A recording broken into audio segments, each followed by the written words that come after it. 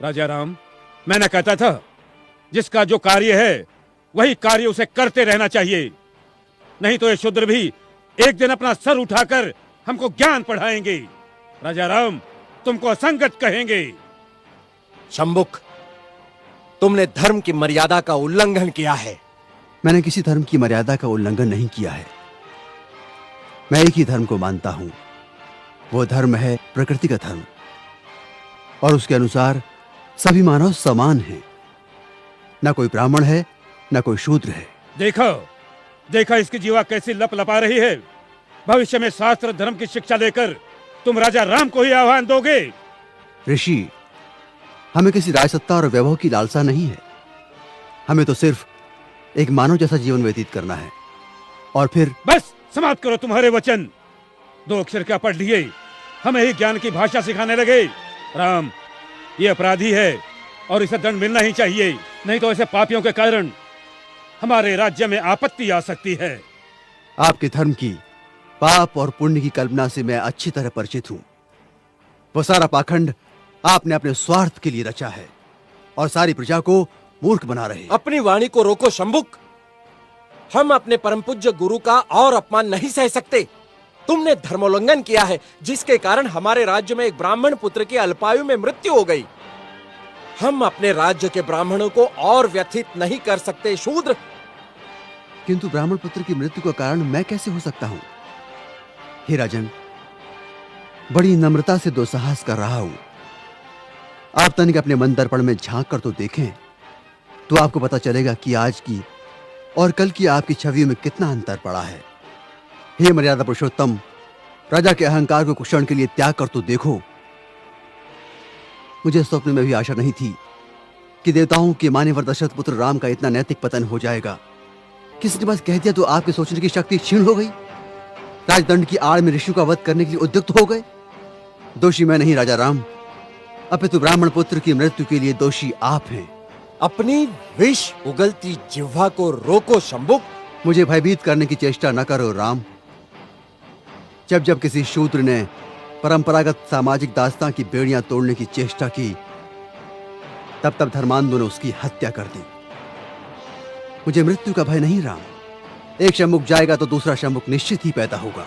शंभुक, मैं राम, स्वाभिमान और स्वतंत्रता का लघु जीवन भी दास्ता और अपमान से भरे दीर्घायु से कई गुणा सुकर है। अब यदि एक भी शब्द तुम्हारे मुख से और निकला तो मैं सत्य हूं और सत्य की कभी मृत्यु नहीं होती।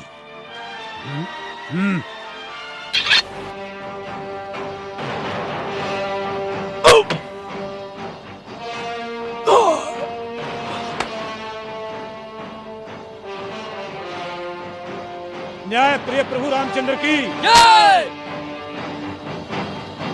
न्याय प्रिय प्रभु रामचंद्र की जय। न्याय प्रिय प्रभु रामचंद्र की जय। न्याय प्रिय प्रभु रामचंद्र की जय। न्याय प्रिय प्रभु रामचंद्र की करो, जय जयकार करो। ब्राह्मणों के जाल में फंसे श्री रामचंद्र की जय जयकार करो। कपट से बाली का वध करने वाले श्री रामचंद्र जी की जय जयकार करो। अपनी पत्नी का त्याग करने वाले श्री रामचंद्र की जय जयकार करो। महर्षि शंभुक का वध करने वाले राम की जय जयकार करो। करो, जय जयकार करो, ताकि इनके काले कारनामों पर पर्दा पड़ता रहे।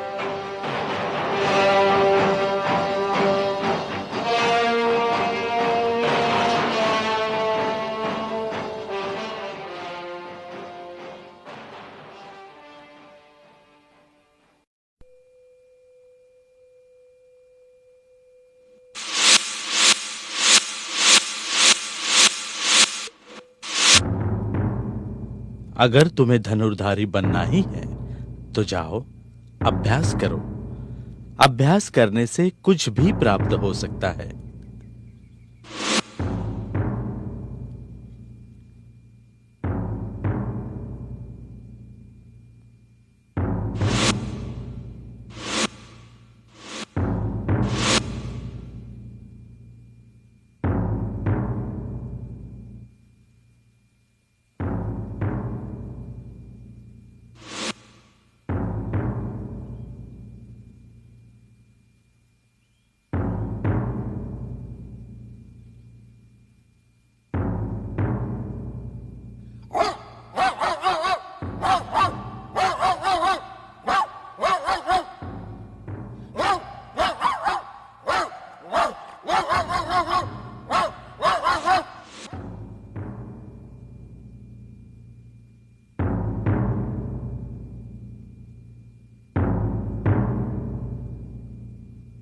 प्रिय अर्जुन, तुम्हारा प्रश्न बिल्कुल उचित है, किंतु युद्ध विद्या में योद्धा को युद्ध की संपूर्ण कलाओं में पारंगत होना चाहिए।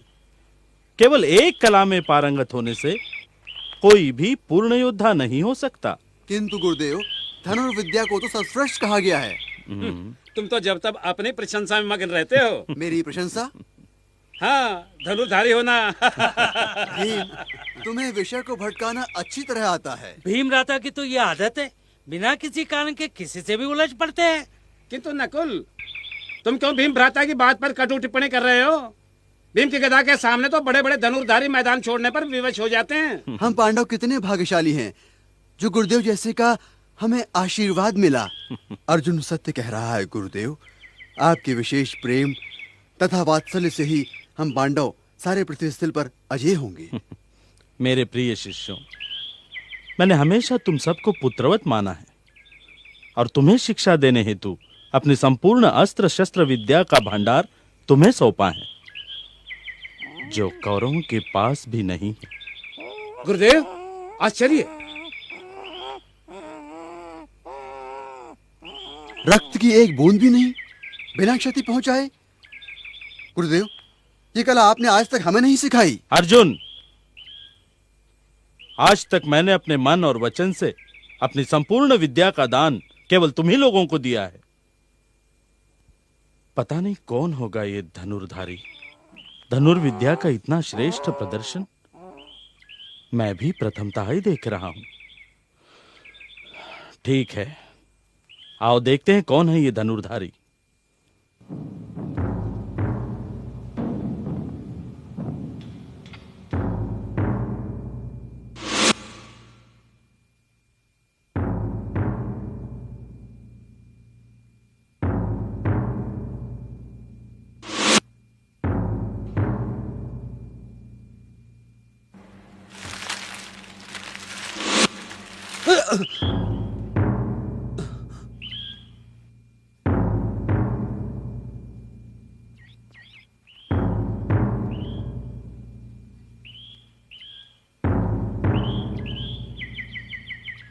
कौन हो तुम लोग?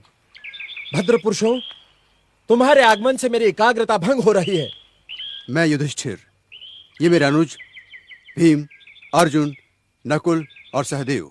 क्षमा चाहता हूं वीर पुरुषों, मुझे पता नहीं था कि आगंतुक आप लोग हैं। क्या उस कुत्ते का मुख तुमने ही? जी हां मान्यवर, वो मेरे अभ्यास की एकाग्रता को भंग कर रहा था। कहां से सीखी है ये कला? कौन है तुम्हारे गुरु? मेरे गुरु हैं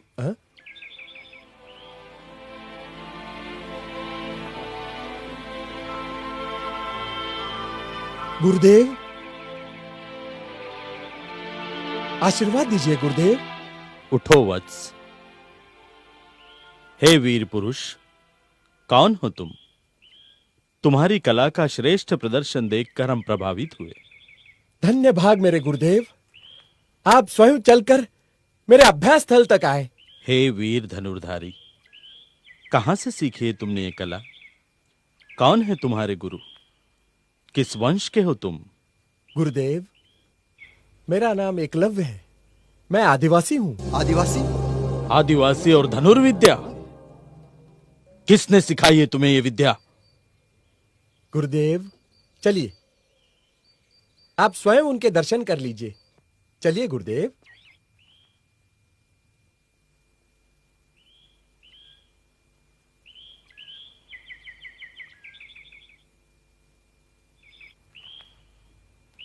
गुरुदेव, ये रहे मेरे परम पूज्य गुरु श्री द्रोणाचार्य जी। मैं और तुम्हारा गुरु? हाँ गुरुदेव, आप ही मेरे गुरु हैं। गुरुदेव, आपने तो हमें वचन दिया था, फिर ये विद्या इसे कैसे सिखाई? देखो एकलव्य, मैंने प्रत्यक्ष या अप्रत्यक्ष कभी भी तुम्हें धनुर्विद्या की शिक्षा नहीं दी। गुरुदेव, मैंने तो अपने मन से आप ही को अपना गुरु माना है। मेरा अंतर्मन सदा आप ही की पूजा करता आया है। गुरुदेव, यह आप ही की प्रतिकृति है। मेरे तो कुछ समझ में नहीं आ रहा है। एकलव्य, तुम ही सारा वृत्तांत विस्तार से कथन करो। गुरुदेव, आप भूल गए? स्मरण कीजिए, कुछ वर्ष पूर्व मैं आपके पास धनुर्विद्या प्राप्त करने की कामना लेकर आया था, किंतु आपने मुझे, गुरुदेव सचमुच भूल गए मुझे? युद्ध कला में सबसे महत्वपूर्ण आयाम है एकाग्रता। योद्धा अगर एकाग्र चित्त हो तो गदा ही क्या, वो किसी भी शस्त्र का प्रयोग निपुणता से कर सकता है, विजय प्राप्त कर सकता है। आज तुम लोग मेरे समक्ष शस्त्र विहीन उपस्थित हो, क्योंकि विशेष प्रयोजन से मैंने तुम लोगों को निशस्त्र यहां बुलाया है, ताकि तुम लोग एकाग्र चित्त को प्रधानता दे सको। गुरुदेव, गुरुदेव, मैं आपसे एक याचना करने आया हूं। याचना? कैसी याचना? गुरुदेव, बचपन से ही मैं एक स्वप्न देखते आया हूं कि मैं सबसे बड़ा धनुर्धारी बनूं। गुरुदेव, मैं आपसे याचना करता हूं कि आप मुझे विद्यादान करें। उठो वत्स, सर्वप्रथम मुझे ये बताओ, तुम्हारा नाम क्या है? कौन हो तुम? किस वंश के हो? गुरुदेव, मेरा नाम एकलव्य है। मैं आदिवासी हूं। क्या आदिवासी? क्या सेवा धर्म छोड़कर शूद्र क्षत्रिय बनेंगे? धर्म के विरुद्ध आचरण करेंगे? शूद्र होकर धर्मोल्लंघन का विचार भी मन में लाने का साहस कैसे कर रहे हो तुम? अब तो भ्राता अर्जुन, शूद्र भी तुम्हारे साथ धनुर्विद्या सीखने लगेंगे। भ्राता भीम, अब तुम भी सावधान हो जाओ, कहीं ऐसा ना हो कल कोई शूद्र गदा उठाए तुमको ही ललकारने लगे। देखो एकलव्य, धर्मानुरूप धनुर्विद्या सीखने का अधिकार केवल क्षत्रियों को है, और तुम्हें यह विद्या सिखाकर मैं धर्म के नियमों की बलि नहीं दे सकता। मेरा तुम्हें एक उचित सुझाव है, धनुर्विद्या सीखने का विचार तुम अपने मन से ही त्याग दो। किंतु गुरुदेव, मेरा स्वप्न। देखो एकलव्य, मैं विवश हूं, मैं तुम्हें अपना शिष्य नहीं बना सकता। अगर तुम्हें धनुर्धारी बनना ही है तो जाओ, अभ्यास करो। अभ्यास करने से